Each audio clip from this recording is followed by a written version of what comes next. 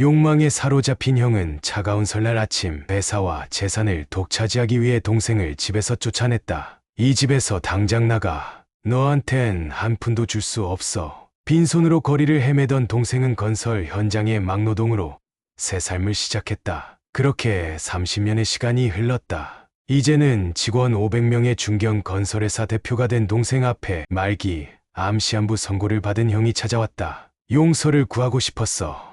모든 것을 잃고 초라해진 형의 모습에 30년간 가슴에 묻어둔 한이 되살아났다. 과연 동생은 형을 용서할 수 있을까? 이것은 한 형제의 아픈 이야기다. 2024년 겨울, 서울 강남의 한 사무실. 창밖으로 눈발이 흩날리는 저녁이었다. 강민우 대표는 창가에 서서 멀리 보이는 도시의 불빛을 바라보고 있었다. 그의 사무실은 24층에 위치해 있었고 벽면에는 여러 건설상과 사회공헌상 상패들이 걸려 있었다. 대표님, 내일 설날이라 직원들 모두 퇴근했습니다. 비서가 조심스럽게 문을 열고 들어와 보고했다. 민우는 고개를 끄덕였다. 그래요.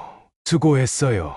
비서님도 이제 가족들 기다릴 테니 퇴근하세요. 비서가 나가고 사무실에 홀로 남은 민우는 자신의 책상 위에 놓인 사진 한 장을 집어들었다. 30년 전 젊은 시절 아버지와 어머니 그리고 형과 함께 찍은 가족 사진이었다. 시간이 많이 흘렀지만 사진 속 얼굴들은 여전히 선명했다. 벌써 30년이 지났구나. 민우는 깊은 한숨을 내쉬었다. 창밖의 눈발이 더욱 거세졌다. 마치 30년 전 그날처럼. 강민우 올해 53세. 이제는 직원이 1000명이 넘는 중견 건설회사의 대표이사였다. 신문과 방송에서는 그를 흙수저에서 시작해 성공한 자수성가형 기업인이라고 소개했고 사회공헌으로도 유명한 인물이었다. 하지만 아무도 모르는 그의 과거가 있었다. 설날 아침 형에게 쫓겨나 거리를 헤매던 그날의 기억. 차가운 눈발이 날리던 그날 그는 모든 것을 잃었다. 민우는 책상에 앉아 서류 한 장을 꺼내들었다. 오늘 오후에 도착한 편지였다. 발신인은 강민석. 30년 만에 그에게 온 형의 편지였다. 민우야, 오래도록 연락하지 못했구나. 떨리는 손으로 편지를 펼치던 민우는 잠시 멈칫했다. 형의 글씨체가 예전과는 많이 달랐다. 마치 힘겹게 쓴 것처럼 삐뚤어진 글씨들. 이봐, 우리 아들.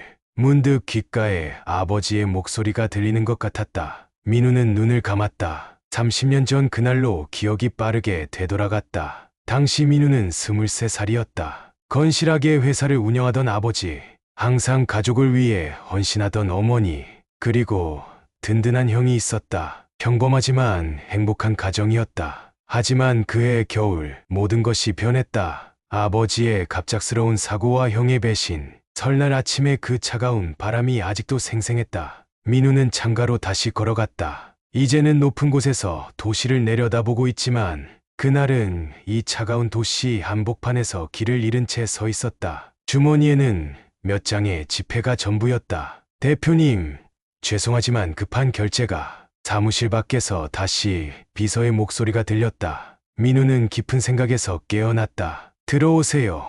잠시 과거에 빠져 있었던 그는 이제 다시 현재로 돌아와야 했다. 책상 위 서류를 정리하며 민우는 생각했다. 이제는 말해야 할 때인가. 그의 인생은 그날 이후 완전히 달라졌다. 바닥부터 시작해 이룬 성공이었다. 하지만 그 성공의 이면에는 아무도 모르는 아픔이 있었다. 창밖의 눈은 여전히 내리고 있었다. 30년 전 그날처럼. 하지만 이제 그는 더 이상 차가운 바람 속의 청년이 아니었다. 시간이 모든 것을 변화시켰다. 그리고 이제는 형의 편지를 통해 또 다른 변화가 시작되려 하고 있었다. 민우는 형의 편지를 다시 집어들었다. 이제는 읽어야 할 때였다. 30년 동안 가슴 한구석에 묻어두었던 그날의 기억과 마주할 시간. 긴 한숨과 함께 민우는 천천히 편지를 펼쳤다. 다음 주 의료봉사 일정과 장학금 전달 시 일정 확인해 주세요. 비서에게 마지막 지시를 하며 민우는 생각했다. 자신이 이룬 모든 것들이 그날의 아픔이 있었기에 가능했는지도 모른다고. 어쩌면 이제는 용서할 시간이 된 것일지도 모른다고. 밤이 깊어갔다. 그의 사무실 불빛은 여전히 밝게 빛나고 있었고 창밖의 눈발은 계속해서 내리고 있었다. 마치 30년 전 그날처럼 1994년 겨울 서울의 한 건설 현장, 눈이 잔뜩 쌓인 공사장 한편에서 강민우의 아버지 강석진 사장이 직원들과 이야기를 나누고 있었다. 이번 프로젝트만 잘 마무리하면 우리 회사도 한 단계 더 도약할 수 있을 거예요. 다들 고생이 많죠. 석진은 안전모를 고쳤으며 환하게 웃었다. 당시 강석진 건설은 중소건설회사였지만 업계에서 평판이 좋았다. 직원들의 복지를 먼저 생각하고 공사 타협하지 않는 경영 방침으로 꾸준히 성장하고 있었다. 사장님, 퇴근하실 때가 됐는데요. 비서가 다가와 말했다. 아, 그래요. 오늘은 일찍 들어가 봐야겠어요. 민석이가 회사 일 때문에 의논할 게 있다고 하더군요. 큰아들 민석은 대학에서 경영학을 전공하고 2년 전부터 회사에서 일하고 있었다. 영리하고 성실한 아들을 보며 석진은 자부심을 느꼈다. 작은아들 민우는 아직 대학생이었지만 방학 되면 현장에 나와 일을 배우며 건설업에 대한 관심을 보였다. 여보, 오늘은 일찍 들어오신다면서요? 아내 김영숙이 반가운 목소리로 전화를 걸어왔다. 네, 이제 출발하려고요. 저녁에는 온 가족이 오랜만에 함께 식사해요. 겨울바람이 거세게 불었다. 석진은 차에 올라타며 운전기사에게 말했다. 김 기사님, 조심해서 가요. 길이 많이 미끄러울 것 같네요. 하지만 그날 저녁 강석진은 집에 돌아오지 못했다. 한강대교를 건너던 중 앞서가던 차량이 갑자기 미끄러져 중앙선을 넘어왔고 피하려던 석진의 차는 가드레일을 들이받았다. 아버님이 사고가 나셨대. 병원에서 온 전화를 받은 민석의 목소리가 떨렸다. 민우는 도서관에서 공부하다가 형의 연락을 받고 급하게 병원으로 달려왔다. 응급실 앞에서 어머니가 오열하고 있었고 형 민석은 창백한 얼굴로 벽에 기대어 서 있었다. 수술 중이에요. 기도해야 해요. 영숙의 떨리는 목소리가 차가운 병원 복도에 울렸다. 수술은 4시간이나 계속됐다. 하지만 의사가 수술실에서 나왔을 때 그의 표정은 이미 모든 것을 말해주고 있었다. 너무 늦었습니다. 최선을 다했지만 그 순간 영숙은 그 자리에서 쓰러졌다. 민우는 어머니를 부축하며 눈물을 삼켰다. 형 민석은 여전히 아무 말도 하지 못한 채 서 있었다. 장례는 3일장으로 치러졌다. 많은 사람들이 조문을 왔다. 직원들은 물론이고 업계 관계자들까지 석진의 갑작스러운 죽음을 애도했다. 강석진 사장님은 정말 좋은 분이셨는데 요즘 같은 시대에 드문 진정한 사업가셨죠. 조문객들의 말에 민우는 가슴이 더욱 아팠다. 장례를 치르는 동안 민석이 모든 것을 도맡아 했다. 형다운 모습이었다. 하지만 장례식이 끝나고 며칠 뒤부터 민석의 태도가 조금씩 달라지기 시작했다. 회사 일은 내가 알아서 할 테니까 넌 신경 쓰지 마. 동생 민우에게 건네는 말투가 차가워졌다. 어머니는 여전히 슬픔에서 헤어나오지 못하고 있었다. 갑작스러운 남편의 죽음은 그녀의 건강을 급격히 악화시켰다. 어머니, 제가 잘 모시고 있을 테니 걱정 마세요. 민석은 어머니 앞에서만 다정한 목소리를 유지했다. 그렇게 한 달이 지나고 설날이 다가왔다. 아버지 없는 첫 명절, 가족들의 마음은 무거웠다. 하지만 아무도 몰랐다. 이 설날이 그들 가족에게 또 다른 비극의 시작이 될 줄은.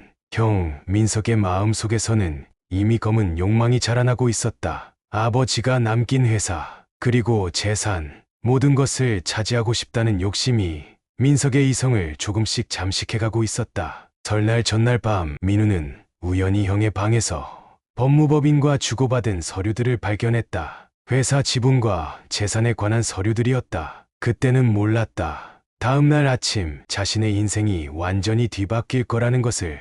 차가운 설날 아침 형의 입에서 나올 무서운 말들을 아직은 상상조차 하지 못했다. 설날 아침 창밖으로는 하얀 눈이 소복이 쌓여가고 있었다. 민우는 이른 아침부터 일어나 차례 준비를 돕고 있었다. 어머니, 제가 할게요. 기운 없이 제수를 준비하시는 어머니를 보며 민우가 말했다. 그래도 설날인데. 영숙은 한숨을 쉬었다. 제사상에 놓일 아버지의 사진을 바라보며 눈시울을 붉혔다. 그때 민석이 거실로 들어왔다. 평소와 다르게 깔끔한 정장 차림이었다. 날카로워진 눈매, 긴장된 표정, 뭔가 달라 보였다. 어머니, 잠시 이야기 좀 하시죠. 민석의 목소리는 차가웠다. 오늘은 설날인데 무슨 일이니? 영숙이 걱정스러운 표정으로 물었다. 회사 일로 의논 드릴 게 있습니다. 민석은 서류 가방을 꺼내 들었다. 회사는 이제 제가 전적으로 맡아서 운영하려고 합니다. 어머님도 아시다시피 제가 경영학을 전공했고 아버지 밑에서 2년 동안 실무를 배웠지 않습니까? 영숙은 무슨 말인지 몰라 멍한 표정이었다. 민우는 부엌에서 이야기를 듣고 있었다. 그래서 어머님 지분과 민우의 지분도 모두 제가 가져가려고 합니다. 뭐라고? 영숙이 놀라 소리쳤다. 물론 대가는 지불하겠습니다. 하지만 지금 회사 상황으로는 많이 드릴 순 없고. 민서가 내가 무슨 소리를 하는 거니? 영숙의 목소리가 떨렸다. 민우가 부엌에서 나와 형에게 다가갔다. 형, 이게 무슨 소리예요? 민석은 차갑게 동생을 바라봤다. 너도 들어봐. 내가 가질 지분은 내가 적절한 가격에 매입하마. 학교는 그만두고 내 길을 가는 게 좋을 것 같다. 민우는 믿을 수 없다는 표정이었다. 아버지가 돌아가시고 나서 회사가 어려워. 이대로 가다간 모두 망하게 될 거야. 내가 정권을 쥐고 운영해야 회사를 살릴 수 있어. 거짓말이죠. 형이 이럴 리가 없어. 민우의 눈에 눈물이 고였다. 현실을 직시해, 민우야. 내가 뭘 안다고 회사 일에 간섭하려고 해. 넌 아직 학생이잖아. 하지만 형, 아버지가 돌아가신 지 한 달도 안 됐는데 그래서 더 빨리 결정해야 해. 민석의 목소리가 높아졌다. 이런 감상적인 것들이 회사를 망치는 거야. 영숙이 아들의 팔을 잡았다. 민석아, 제발 우리 가족끼리 이러지 말자. 어머니, 이건 사업상의 결정입니다. 가족 감정을 섞으면 안 돼요. 민석은 서류 뭉치를 꺼내 탁자 위에 올려놓았다. 여기 양도 계약서입니다. 어머니와 민우의 서명만 있으면 돼요. 이게 다 무슨 소리니? 영숙은 자리에 덜썩 주저앉았다. 형, 우리 진정하고 다시 이야기해요.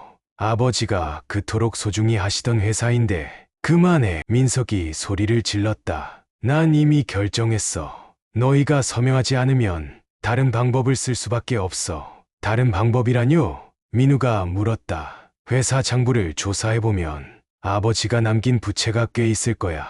그걸 너희 보고 다 갚으라고 할까? 뭐라고요? 민우는 형의 말을 믿을 수 없었다. 그러니까 얌전히 서명하고 각자의 길을 가는 게 좋을 거야. 영숙은 눈물을 흘리며 아들을 바라봤다. 민석아, 내가 정말 우리 민석이 맞니? 어머니, 사업은 사업입니다. 이건 회사를 위한 결정이에요.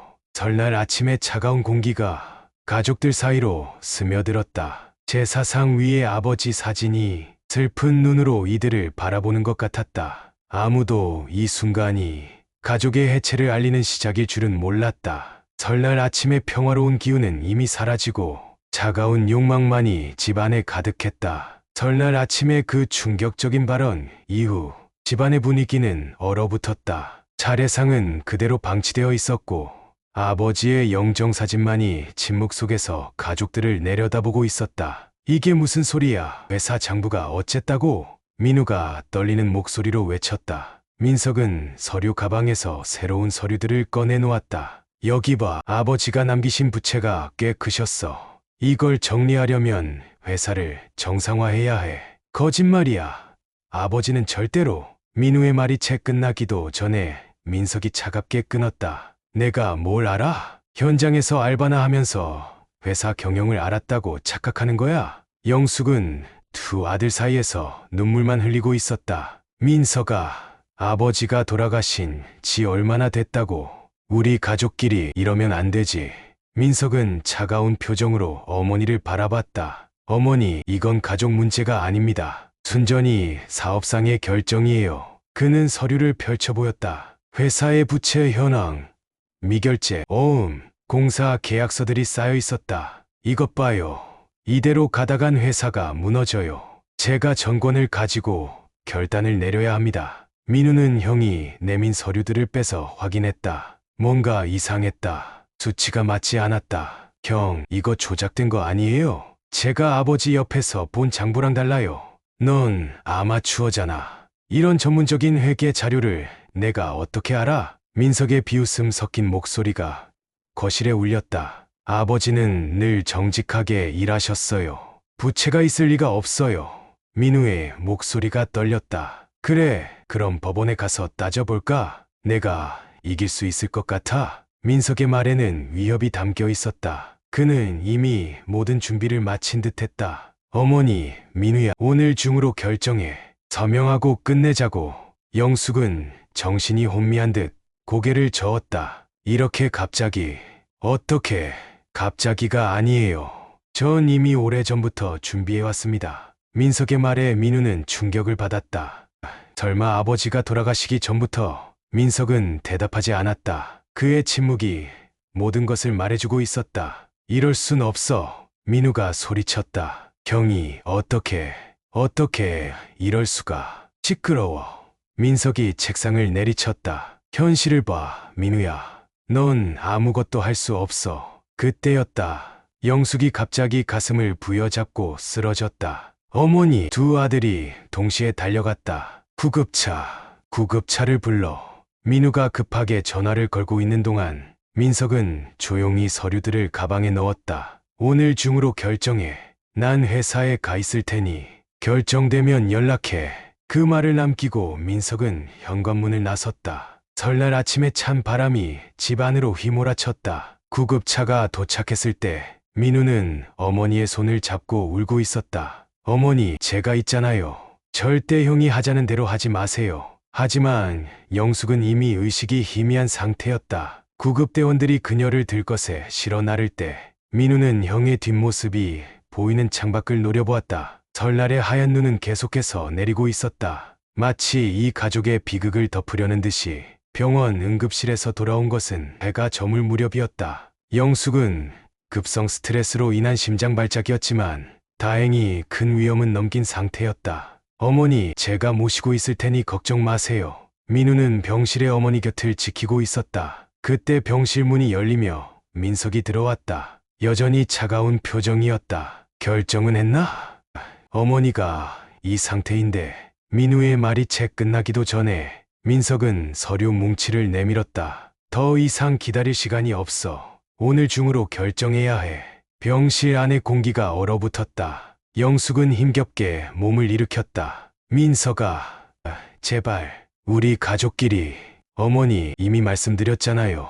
이건 사업상의 결정입니다. 민석의 눈빛이 달라져 있었다. 더 이상 그들이 알던 형의 모습은 찾아볼 수 없었다.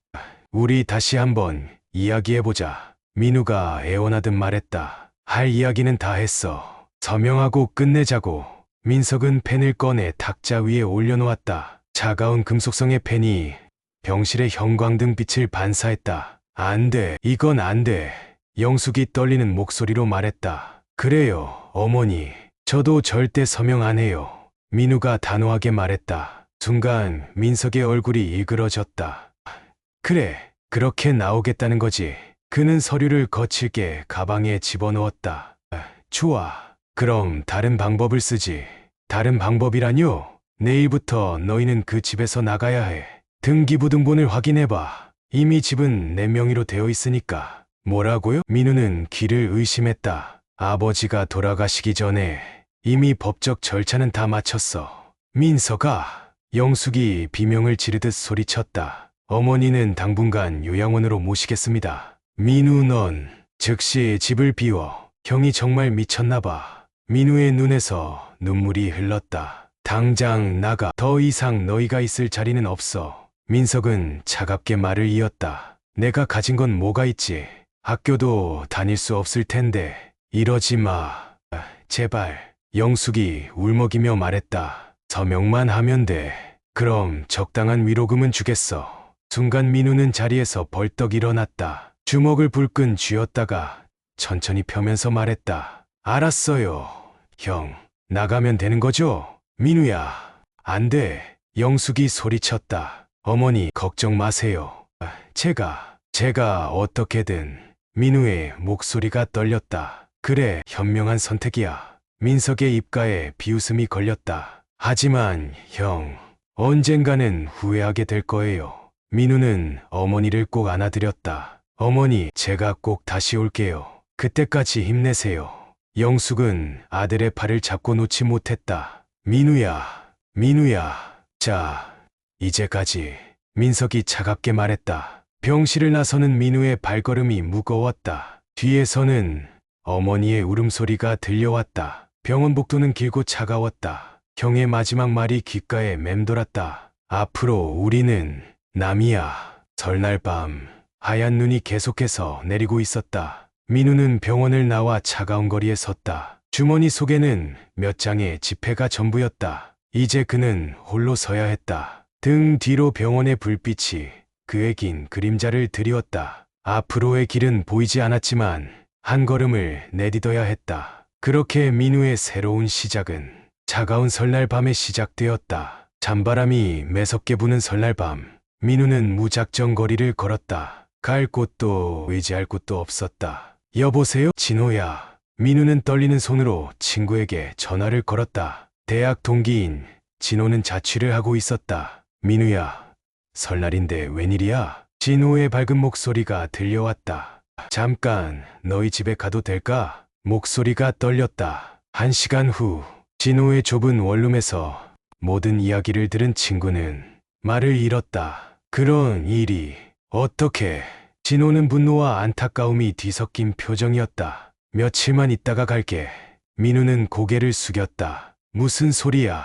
당분간 여기 있어. 내가 힘들 때 친구가 뭐 하는 거야? 그날 밤 민우는 잠을 이루지 못했다. 바닥에 깐 이불 위에 누워 천장을 바라보며 생각했다. 이제 어떻게 해야 하지? 다음 날 아침 민우는 일용직 인력사무소를 찾았다. 더 이상 학교에 다닐 수도 없었다. 당장 생계가 급했다. 처음이신가 보네요. 인력사무소 아저씨가 민우를 위아래로 훑어보았다. 건설 현장은 처음이라 힘들 텐데 괜찮습니다. 제가 현장 일은 좀 해봤어요. 방학 때마다 아버지 회사 현장에서 일했던 기억이 떠올랐다. 그렇게 민우의 새로운 생활이 시작됐다. 아침 일찍 인력사무소에 나가 그날 일거리를 구했다. 젊은 친구가 부지런하네.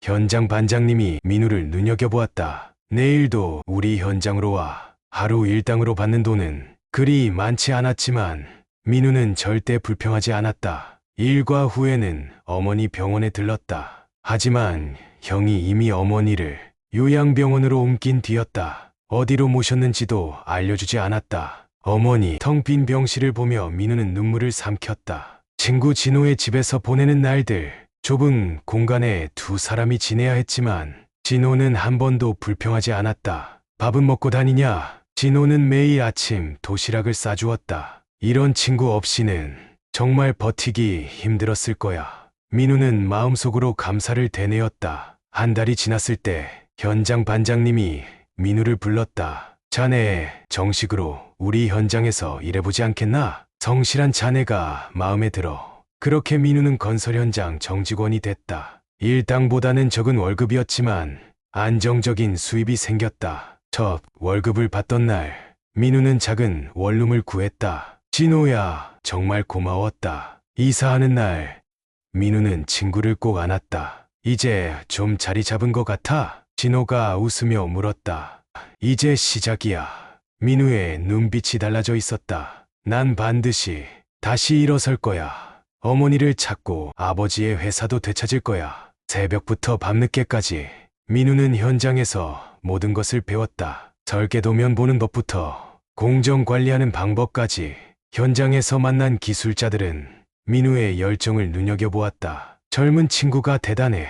이렇게 배우다 보면 나중에 크게 될 거야. 하지만 밤이 되면 여전히 가슴 한켠이 아려왔다. 어머니는 잘 계실까? 형은 왜 그렇게 변했을까? 작은 원룸 창가에 서서 멀리 보이는 도시의 불빛을 바라보며 민우는 다짐했다. 기다려요, 어머니. 제가 반드시 찾아뵐 수 있는 날을 만들겠습니다. 현장에서 2년이 흘렀다. 민우는 이제 건설 현장의 모든 공정을 훤히 꿰고 있었다. 야간 학교에서 공부도 게을리하지 않았다. 민우 씨, 이번에 독립해보는 건 어때요? 어느 날 현장 소장이 민우를 불렀다. 네, 독립이요? 소규모 공사부터 시작해보라고. 자네라면 충분히 가능할 거야. 그날 밤 작은 원룸에서 민우는 밤늦도록 고민했다. 창밖으로 보이는 서울의 야경이 그의 마음을 더욱 복잡하게 했다. 시작해볼까? 다음 날 민우는 사업자 등록을 했다. 강민우 건설. 이름을 정하는 순간 아버지가 떠올랐다. 처음 맡은 일은 작은 주택 리모델링이었다. 현장에서 알게 된 자재상이 소개해준 일거리였다. 민우야, 너라면 믿을 수 있다. 자재상 김 사장은 민우의 성실함을 눈여겨보았다. 첫 공사는 밤낮 없이 일했다. 직접 도면을 그리고 혼자서 자재를 날랐다. 때론 인부도 되고 때론 설계자도 되어야 했다. 이렇게 꼼꼼할 수가. 우리 집 공사 정말 잘했네요. 첫 공사를 마치고 받은 집주인의 칭찬. 민우의 눈시울이 붉어졌다. 입소문이 나기 시작했다. 작은 공사들이 하나둘 들어왔다. 카페 인테리어, 사무실, 리모델링. 민우는 모든 일에 최선을 다했다. 민우 씨가 한 거라고 하니까 우리도 믿고 맡기는 거예요. 소개로 이어지는 일거리들. 조금씩 회사가 자리를 잡아갔다. 첫 직원을 채용한 건 시작한 지 1년이 지났을 때였다. 사장님, 저 열심히 하겠습니다. 23 청년의 눈빛이 젊은 시절 자신과 닮아 있었다. 사무실도 구했다. 비록 지하 사무실이었지만 민우에겐 소중한 첫걸음이었다. 형, 보고 계시나요? 책상에 앉아 창밖을 바라보며 민우는 중얼거렸다. 일이 점점 커지기 시작했다. 소규모 상가 건축까지 맡게 되었다. 직원도 5명으로 늘었다. 사장님, 우리 회사 정말 잘 크고 있어요. 직원들의 밝은 목소리에 민우는 더욱 힘이 났다. 하지만 순탄치만은 않았다. 자금 압박이 심했다. 은행은 신생업체에 쉽게 대출을 해주지 않았다. 이번 공사만 잘 마무리하면 날밤을 새워가며 견적서를 작성했다. 모든 비용을 최소화하고 이윤을 줄여서라도 해내야 했다. 민우야, 무리하는 거 아니야? 진호가 걱정스레 물었다. 괜찮아, 이게 길이야. 민우의 눈빛은 확신에 차 있었다. 어느 날 큰 기회가 찾아왔다. 시공능력 평가액을 올릴 수 있는 중요한 프로젝트였다. 이번엔 꼭. 민우는 이를 악물었다. 모든 역량을 쏟아부었다. 밤낮 없이 준비한 제안서, 꼼꼼한 현장 답사, 완벽한 견적 산출. 축하합니다. 민우 사장님. 발주처 담당자가 웃으며 말했다. 제안서가 정말 훌륭했어요. 그렇게 회사는 조금씩 더 단단해져 갔다. 직원들의 얼굴에도 자부심이 피어났다. 우리 회사 정말 달라요. 한 직원이 말했다. 다른 데선 경험하지 못한 가족 같은 분위기예요. 민우는 미소 지었다. 아버지의 회사가 떠올랐 그때의 따뜻했던 분위기. 그 모든 것을 이어가고 싶었다. 어머니, 저 잘하고 있죠? 매일 밤 창가에 서서 하늘을 바라보며 중얼거렸다. 5년이 지났다. 이제 강민우 건설은 업계에서 인정받는 중견 건설사로 성장했다. 아버지, 저 이제 조금은 자랑스러운 아들이 된 걸까요? 책상 위에는 새로운 프로젝트 도면이 펼쳐져 있었다. 이제 그는 더 높은 곳을 바라보고 있었다. 2000년대 초반 건설업계를 강타한 경제위기, 무리한 투자와 확장으로 수많은 건설사들이 도산했다. 강민석이 이끌던 강석진 건설도 위기에 직면했다. 이사님, 더 이상 버틸 수가 없습니다. 재무팀장이 떨리는 목소리로 보고했다. 무리한 대출과 부실한 투자로 회사가 위험한 상황입니다. 민석의 사무실 창 밖으로 무거운 먹구름이 드리워져 있었다. 잠깐의 위기일 뿐이야. 새로운 프로젝트만 성공하면. 민석은 초조한 듯 손가락으로 책상을 두드렸다. 하지만 현실은 냉혹했다. 부동산 경기 침체로 신규 사업은 중단되었고 기존 공사 대금도 제때 회수하지 못했다. 이사님, 하청업체들이. 비서가 급하게 뛰어들어왔다. 사무실 앞은 아수라장이었다. 하청업체 사장들이 몰려와 체불된 공사 대금을 요구하고 있었다. 강민석, 나와봐. 우리 가족들 다 굶어 죽으라고. 격앙된 목소리들이 사무실 안까지 들렸다. 민석은 의자에 덜썩 주저앉았다. 책상 위에는 처리하지 못한 어음들이 수북했다. 아버지, 제가 잘못했습니다. 처음으로 자신의 잘못을 인정하는 순간이었다. 그때 전화가 울렸다. 요양병원이었다. 네, 어머니가 쓰러지셨다고요? 민석의 얼굴이 창백해졌다. 요양병원에 도착했을 때는 이미 늦어버렸다. 영숙은 아들을 한 번 더 보지 못하고 눈을 감았다. 어머니, 민석은 병실 바닥에 무릎을 꿇었다. 저 때문에 제가 다 잘못했습니다. 장례식장은 쓸쓸했다. 한때 잘 나가던 건설사 이사의 어머니 장례식이었지만 찾아오는 이가 거의 없었다. 동생에게는 연락했나요? 장례 지도사가 조심스레 물었다. 민석은 대답하지 못했다. 동생의 행방을 몰랐다. 아니, 알고 싶지 않았다. 장례를 치르고 회사로 돌아왔을 때 사무실은 이미 압류딱지가 붙어 있었다. 이사님, 이제 어떻게? 마지막 남은 직원이 물었다. 끝났어. 민석의 목소리가 떨렸다. 그날 밤 텅 빈 사무실에서 민석은 홀로 술을 마셨다. 벽에 걸린 아버지의 사진이 그를 내려다보고 있었다. 아버지, 제가 망쳤습니다. 회사도, 가족도, 모든 걸. 다음 날 아침 신문에는 강석진 건설 파산 신청 기사가 실렸다. 한때 업계의 모범으로 불리던 회사의 마지막이었다. 민석은 모든 것을 잃었다. 회사도, 재산도, 가족도.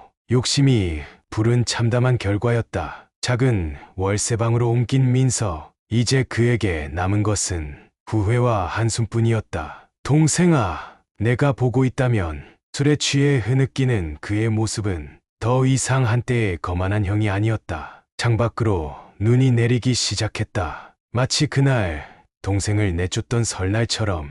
이제 와서 뭘 할 수 있을까? 민석은 허공을 바라보며 중얼거렸다. 모든 것이 너무 늦어버린 것만 같았다. 그의 책상 위에는 강민우 건설 신문 기사가 놓여 있었다. 동생의 성공 소식이었다. 용서받을 수 있을까? 민석의 눈가에 눈물이 맺혔다. 인생의 쓴맛을 깨달은 것은 모든 것을 잃고 난 뒤였다. 2005년 서울 강남 강민우 건설 새 4억 입주식 날이었다. 15층 높이의 건물은 아침 햇살에 반짝였다. 사장님, 축하드립니다. 첫 직원으로 입사했던 청년이 이제는 공사팀장이 되어 인사를 건넸다. 민우는 잠시 옥상에 올라 서울 전경을 바라보았다. 10년 전 빈손으로 시작했던 그날이 떠올랐다. 드디어 해냈네요.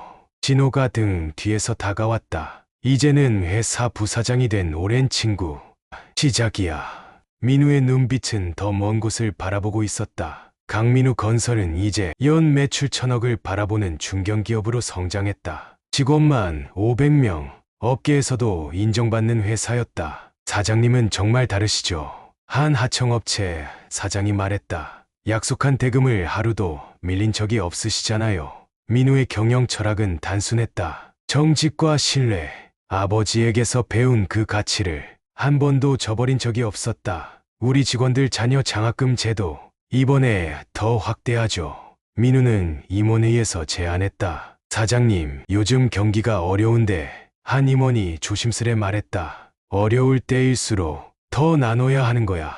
민우의 목소리에는 확신이 있었다. 회사는 매년 사회공헌 활동을 확대했다. 저소득층 주택 개보수, 청년 창업 지원, 건설업 종사자 자녀 장학사업. 강민우 대표, 건설업계의 새로운 롤모델로 부상. 경제지에 실린 기사였다. 성공은 하루아침에 오지 않았다. 매일 새벽 6시. 민우는 여전히 현장을 둘러보았다. 사장님, 너무 무리하시는 거 아닌가요? 비서의 걱정스러운 목소리. 이게 내 일상이야. 현장을 모르면 좋은 건물을 지을 수 없어. 직원들은 그런 대표를 존경했다. 이직률은 업계 최저. 입사 경쟁률은 최고였다. 우리 회사에 오면 정말 건설업을 배울 수 있거든요. 한 신입사원이 말했다. 어느 날 한 건설 현장 일용직 노동자가 찾아왔다. 아버지가 사장님 덕분에 일자리를 얻었다고 해서요. 떨리는 손으로 편지를 건넸다. 민우는 조용히 편지를 읽었다. 자신의 지난날이 떠올랐다. 학교는 다니고 있나요? 민우가 물었다. 등록금이 없어서 휴학 중입니다. 우리 회사 장학생으로 공부하면서 일해보는 건 어떨까요? 정년의 눈에 눈물이 고였다. 그날 민우는 새로운 장학 제도를 만들었다. 희망 프로젝트. 현장 노동자 자녀들을 위한 프로그램이었다. 사장님, 또 새로운 걸 시작하시네요. 진호가 웃으며 말했다. 우리가 받은 걸 돌려주는 거야. 민우의 미소는 따뜻했다. 책상 한켠에는 오래된 사진 한 장이 놓여 있었다. 아버지와 어머니 그리고 형과 함께 찍은 마지막 가족 사진. 어머니, 보고 계신가요? 이제는 제가 누군가에게 희망이 되어주고 있어요. 창밖으로 석양이 지고 있었다. 새 사옥 유리창에 반사된 붉은 햇살이 마치 어머니의 미소처럼 따뜻하게 느껴졌다. 2024년 겨울, 어느 차가운 아침, 강민우 건설 사장실로 한 통의 전화가 걸려왔다. 네, 강민우입니다. 민우야. 수화기 너머로 들려온 목소리에 민우의 손이 떨렸다. 30년 만에 듣는 형의 목소리. 하지만 기억 속 당당하던 목소리는 사라지고 힘없이 떨리는 음성만이 남아 있었다. 형님, 민우의 목소리도 떨렸다. 한 번만 만나줄 수 있을까? 민석의 목소리는 더욱 힘이 없었다. 잠시 침묵이 흘렀다. 민우의 머릿속으로 30년 전 설날의 기억이 스쳐 지나갔다. 어디 계신지. 마침내 민우가 입을 열었다. 종로 근처 작은 찻집이야. 민석이 주소를 말했다. 2시간 후 오래된 찻집 앞에 검은 차가 멈췄다. 민우가 천천히 내렸다. 낡은 목재 문을 열고 들어서자 구석자리에 한 남자가 앉아 있었다. 초라한 차림의 노인. 민우는 잠시 걸음을 멈췄다. 저분이 정말 형님인가? 민우야. 민석이 고개를 들었다. 깊게 파인 주름, 희끗한 머리, 창백한 얼굴. 한때 거만하던 형의 모습은 온데간데 없었다. 오랜만입니다. 민우가 자리에 앉았다. 많이 성공했더구나. 민석의 목소리가 떨렸다. 다 잃었어. 찻잔에서 김이 모락모락 피어올랐다. 30년의 세월이 두 사람 사이에 무겁게 내려앉았다. 사실 민석이 입을 열었다. 말기암 판정을 받았어. 민우의 손이 찻잔을 쥐고 있던 손에 힘이 들어갔다. 의사가 시간이 얼마 안 남았대. 민석의 눈에서 눈물이 흘렀다. 죽기 전에 용서를 구하고 싶었어. 창밖으로 눈이 내리기 시작했다. 마치 30년 전 그날처럼. 그날 설날 아침에 민석의 목소리가 떨렸다. 내가 너무 어리석었다. 민우는 말없이 형을 바라보았다. 한때는 증오했던 사람. 하지만 지금은. 어머니는 어떻게 돌아가셨나요? 민우가 조용히 물었다. 민석의 어깨가 흔들렸다. 내가 다 잘못했어. 그는 흐느끼기 시작했다. 회사도 망하고 모든 걸 잃고. 어머니는 내 모습을 보시다가 눈발이 더욱 거세졌다. 찻집 창가로 하얀 겨울이 드리웠다. 형님. 민우가 입을 열었다. 이제 그만 괴로워하세요. 민석이 놀란 듯 고개를 들었다. 저도 이제는 이해합니다. 민우의 목소리는 차분했다. 우리 모두 젊었고 실수를 했죠. 민우야. 민석의 눈에서 눈물이 멈추지 않았다. 밖에서는 여전히 눈이 내리고 있었다. 30년 전 그날의 눈과 같은 하얀 눈이 세상을 덮어가고 있었다. 두 형제의 재회는 그렇게 시작되었다. 용서와 화해의 첫걸음을. 차가운 겨울날 따뜻한 찻집에서 나와 민우의 차에 오른 두 형제. 민석은 자신의 이야기를 천천히 풀어내기 시작했다. 그때 내가 미쳤었나 봐. 민석의 목소리가 떨렸다. 욕심이 나를 집어삼켰어. 차는 한강변을 따라 천천히 달렸다. 창밖으로 흩날리는 눈발 사이로 회색빛 강물이 보였다. 처음엔 회사를 더 크게 키우고 싶었어. 아버지보다 더 성공하고 싶었지. 민석이 깊은 한숨을 내쉬었다. 하지만 점점 욕심이 커져갔어. 더 많은 걸 원했고 모든 걸 혼자 갖고 싶었어. 운전하던 민우의 손이 핸들을 꽉 쥐었다. 어머니가 돌아가시기 전에 늘 너를 찾으셨어. 민석의 목소리가 떨렸다. 난 그때도 어머니께 거짓말을 했지. 내가 잘 지내고 있다고. 차가 한강공원 주차장에 멈췄다. 두 사람은 말없이 강변을 바라보았다. 회사가 망하고 모든 게 무너져 내리기 시작했을 때 그제서야 깨달았어. 민석의 눈에서 눈물이 흘렀다. 내가 얼마나 어리석었는지, 가족의 소중함을 잃어버렸는지. 잠시 침묵이 흘렀다. 형님, 민우가 입을 열었다. 아니야, 더 이상 형이라 부르지 마. 민석이 고개를 저었다. 난 형의 자격을 잃었어. 그래도 형님은 형님이세요. 민우의 목소리는 단단했다. 어떻게 날 용서할 수 있지? 민석이 믿을 수 없다는 듯이 물었다. 시간이 많은 걸 가르쳐줬습니다. 민우가 천천히 말을 이었다. 미움도 증오도 결국 저를 힘들게 할 뿐이더군요. 눈은 계속 내렸다. 두 형제의 어깨 위로 하얀 눈이 소복이 쌓여갔다. 난 이제 얼마 남지 않았어. 민석이 떨리는 손으로 진단서를 꺼냈다. 말기, 간암, 6개월 시한부. 민우는 말없이 형의 손을 잡았다. 마른 손, 차가운 손. 하지만 여전히 그의 형의 손이었다. 미안하다. 정말 미안하다. 민석의 어깨가 흔들렸다. 내가 이렇게 훌륭한 사람이 될 줄. 형님도 이제 제 회사에서. 민우가 조심스레 말을 꺼냈다. 아니야. 민석이 강하게 고개를 저었다. 난 그럴 자격이 없어. 마지막으로 용서를 구하고 싶었을 뿐이야. 해가 저물어가고 있었다. 한강의 겨울 저녁은 유난히 쓸쓸해 보였다. 형님, 민우의 눈에도 눈물이 고였다. 이제 돌아가시죠. 차가 다시 움직이기 시작했다. 뒷좌석에는 민석의 진단서가 놓여 있었다. 그리고 그 옆에는 30년 전 찍은 가족 사진이 있었다. 그날 밤 민우는 사무실에 홀로 남았다. 창밖으로는 여전히 눈이 내리고 있었다. 책상 위에는 형의 진단서가 놓여 있었다. 6개월. 민우는 깊은 한숨을 내쉬었다. 30년간 가슴 한켠에 묻어두었던 감정들이 한꺼번에 솟구쳐 올랐다. 분노, 원망, 슬픔, 그리고 연민. 어떻게 해야 하나? 민우는 창가로 걸어갔다. 형을 용서해야 할까? 30년의 세월이 지났다고 해서 그날의 아픔이 사라지는 건 아니었다. 책상 위 전화기가 울렸다. 진호였다. 민우야, 많이 힘들지? 친구의 목소리는 따뜻했다. 진호야, 난 지금.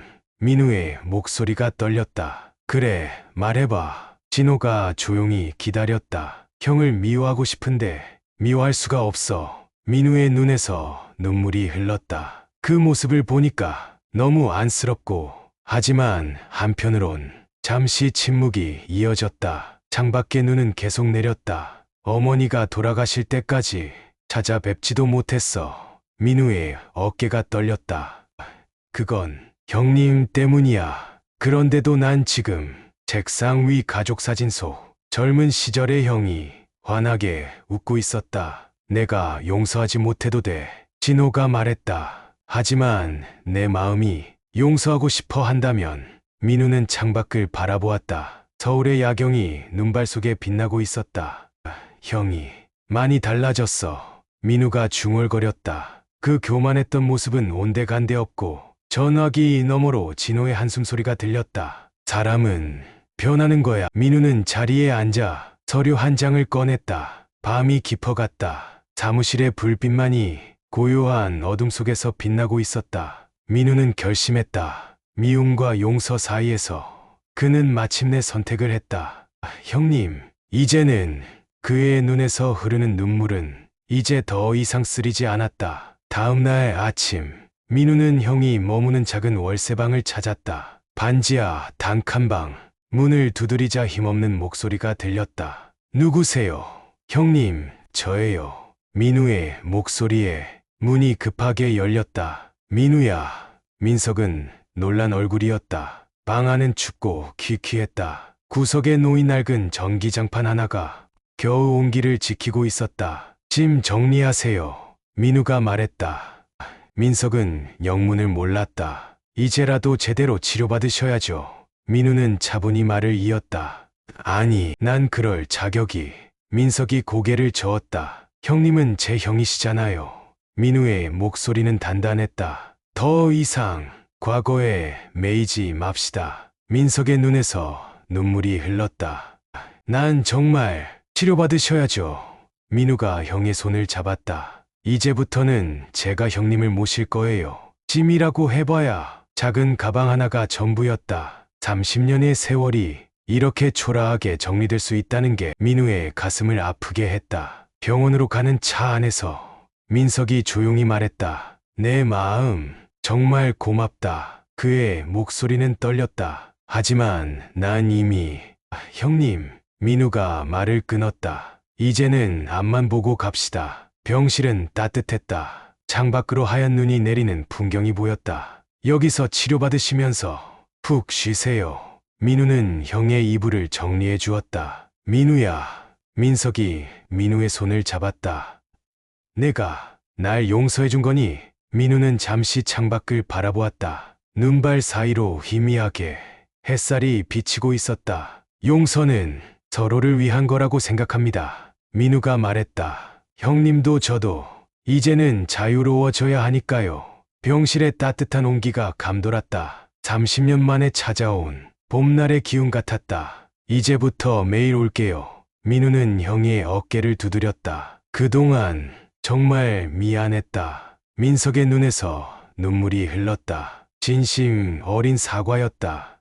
형님, 민우도 더는 말을 잇지 못했다. 두 형제는 서로를 바라보며 울었다. 30년의 한이 눈물과 함께 씻겨 내려갔다. 창밖의 눈은 이제 그치기 시작했고 맑은 하늘이 보이기 시작했다. 새로운 시작, 화해의 첫걸음이었다. 봄이 오고 있었다. 하지만 민석의 상태는 날이 갈수록 악화되었다. 형님, 오늘은 기분이 어떠세요? 매일 아침 출근 전 민우는 병실에 들렀다. 괜찮아. 너무 자주 오지 마라. 민석의 목소리는 점점 약해지고 있었다. 3개월. 의사가 예상했던 시간보다 더 빨리 병세가 진행되었다. 민우야. 어느 봄날 아침, 민석이 민우를 불렀다. 왜 그러세요, 형님? 내 책상에 있던 민석이 힘겹게 말을 이었다. 그 사진 한 번만 보여줄 수 있니? 민우는 회사에서 가져온 30년 전 가족 사진을 꺼냈다. 아버지, 어머니, 민석의 눈에서 눈물이 흘렀다. 난 정말 못된 아들이었지. 형님, 잠시만 내 말 좀 들어줄래? 민석이 힘겹게 상체를 일으켰다. 내가 이렇게 훌륭한 사람이 되다니 아버지가 정말 자랑스러워 하실 거야. 민우는 말없이 형의 손을 잡았다. 이제 편하게 갈 수 있을 것 같아. 민석의 미소가 평화로웠다. 내가 날 용서해줬으니까. 창밖으로 벚꽃잎이 하늘하늘 날리고 있었다. 형님, 이제 그만. 민우의 눈시울이 붉어졌다. 마지막으로 할 말이 있어. 민석은 깊은 숨을 들이쉬었다. 내가 정말 자랑스럽구나. 그의 눈에서 맑은 눈물이 흘렀다. 이런 형을 용서해주고 이렇게 잘 돌봐주고 봄바람이 병실의 커튼을 살랑이며 흔들었다. 이제는 정말 편하게 아버지와 어머니를 뵐 수 있을 것 같아. 민석의 목소리가 점점 작아졌다. 형님, 민우는 형의 손을 더욱 꽉 잡았다. 고마웠다. 정말 고마웠다. 민석의 마지막 말이었다. 그렇게 봄날 오후, 민석은 평화롭게 눈을 감았다. 마지막 순간까지 그의 입가에는 미소가 남아 있었다. 장례식은 조용히 치러졌다. 하지만 이번에는 달랐다. 민우가 모든 것을 정성껏 준비했다. 영정 사진 속 민석은 젊은 시절 환하게 웃고 있었다. 마치 모든 짐을 내려놓은 듯한 그런 미소였다. 형님, 민우는 하늘을 바라보았다. 이제는 편히 쉬세요. 봄비가 내리기 시작했다. 마치 하늘도 형제의 이별을 슬퍼하는 것만 같았다. 형의 장례식이 끝나고 일주일이 지났다. 민우는 자신의 사무실에서 마지막 정리를 하고 있었다. 형이 남긴 작은 상자 하나. 그 안에는 오래된 일기장이 있었다. 동생아, 이걸 너에게 남긴다. 내가 하지 못했던 이야기들이 담겨 있다. 떨리는 손으로 일기장을 펼쳤다. 2020년 3월 15일, 오늘도 멀리서 동생의 회사를 바라보았다. 저렇게 훌륭하게 성장할 줄이야. 참으로 자랑스럽구나. 2021년 8월 21일, 신문에서 동생의 기사를 보았다. 어려운 이웃을 위해 봉사하는 모습이 아버지와 똑같다.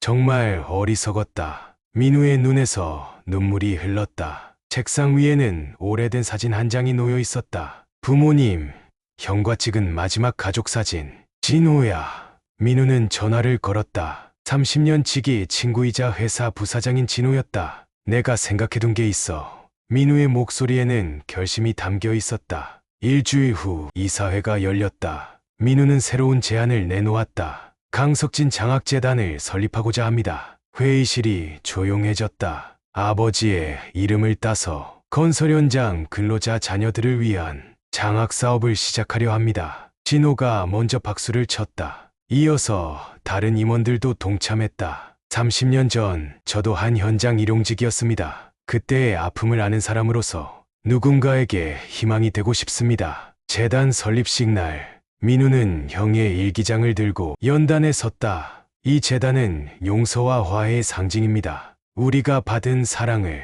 다시 나누는 곳이 될 것입니다. 진호가 다가와 민우의 어깨를 두드렸다. 내가 자랑스럽다, 친구야. 창밖으로 따스한 봄볕이 들어왔다. 민우의 책상 위에는 두 장의 사진이 나란히 놓여 있었다. 하나는 30년 전 가족 사진, 또 하나는 재단 설립식 사진.